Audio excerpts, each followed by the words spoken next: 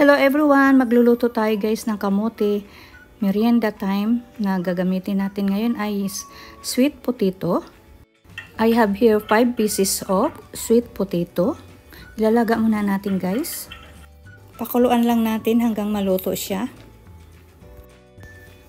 Luto na at babalatan naman natin. Yung kamote ko pala guys is mga 1.26 pounds ang bigat niya. Yung 5 peraso.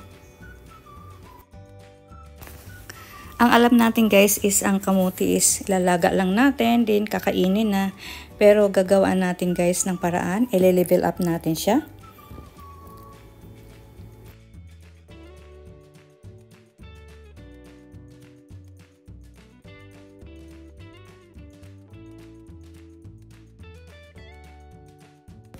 After natin mabalatan ay imamas lang natin gamit ang ating mashed potato. Kung wala kayo nito guys, pwede naman tinidor eh.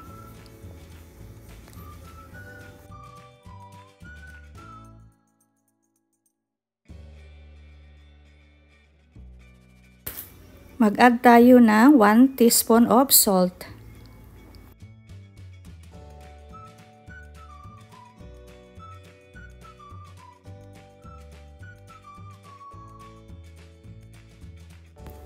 Kamayin na natin guys para madurog talaga yung mga buo-buo. Nakagwantes naman ako eh. Then 1/4 cup of grated cheese.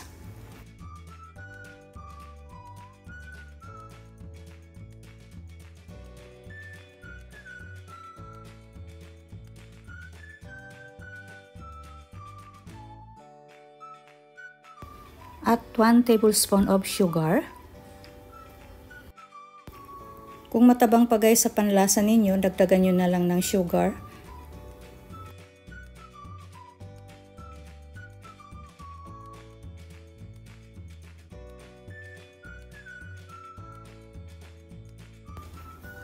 Half cup of cornstarch.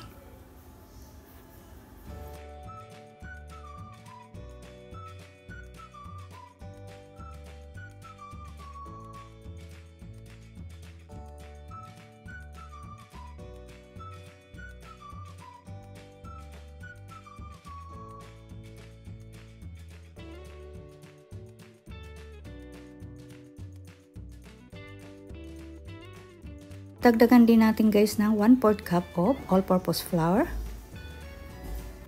Kung sa tingin nyo guys is yung malambot yung ating dough, dagdagan nyo na lang ng another 1/4 cup of all-purpose flour.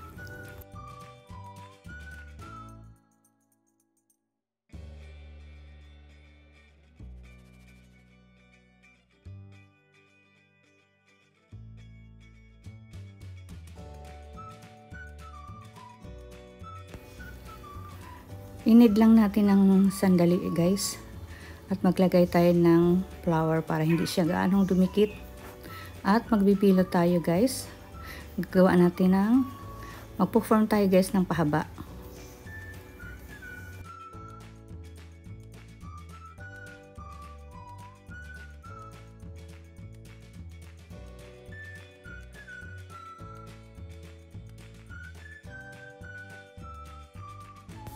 Ito na ang nagawa natin, ready to fry.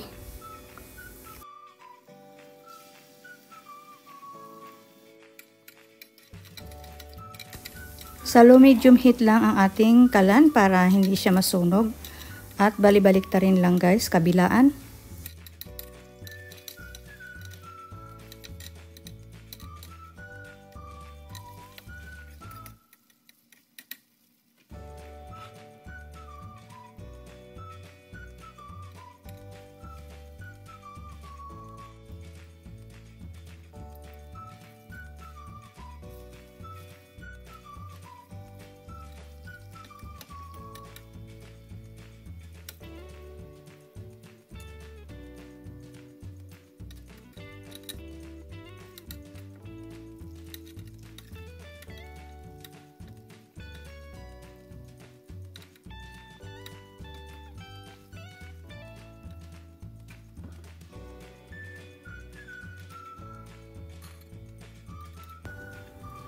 Yung kalahati ganina, lalagyan natin ng sesame seeds.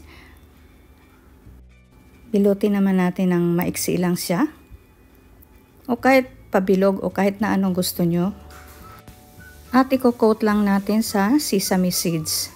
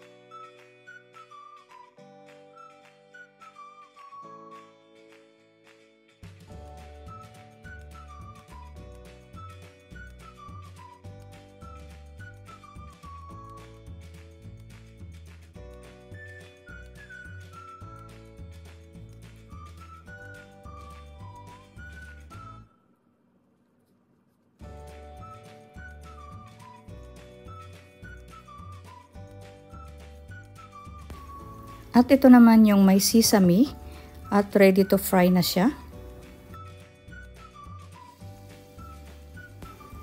Ganon din ang ating kalan, na low medium heat din.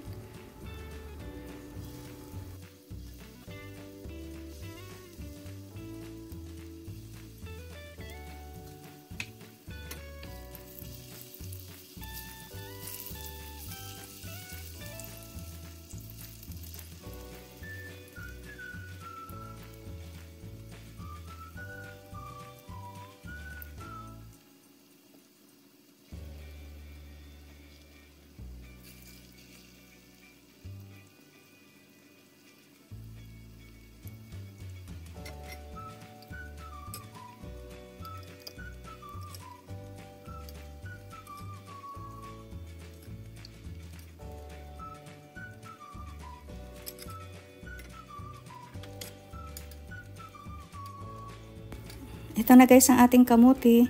Hindi lang basta laga or fried ang ating kamuti. Gawaan natin ng paraan na maiba naman siya.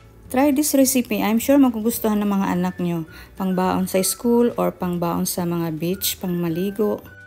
Paki-follow na rin guys ang aking Tina Kusina sa Facebook page. Thank you for watching.